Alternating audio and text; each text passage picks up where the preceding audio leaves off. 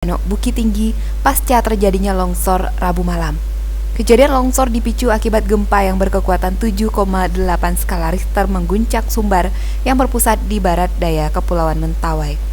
Tumpukan material tanah longsor sempat menutup akses lalu lintas beberapa jam hingga dilakukan pembersihan badan jalan yang dilakukan oleh pihak terkait.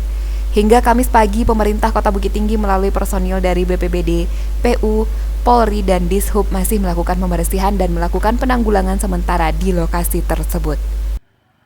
Longsor ini terjadi waktu gempa kemarin. Itu gempa kemarin itu kira-kira jam 9:30.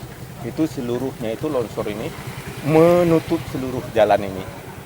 Dari penutupan itu kami kerahkan seluruh alat ke sini sehingga lebih kurang jam 1:30 ini tuntas dan dibersihkan oleh BPBD sehingga kendaraan lalu lintas menuju daerah Bukit Tinggi maupun daerah Sianok berjalan lancar. Beruntung tidak ada korban jiwa pada peristiwa longsor tersebut. Akan tetapi, masyarakat dihimbau agar tetap ekstra hati-hati jika melewati kawasan ngarai yang rawan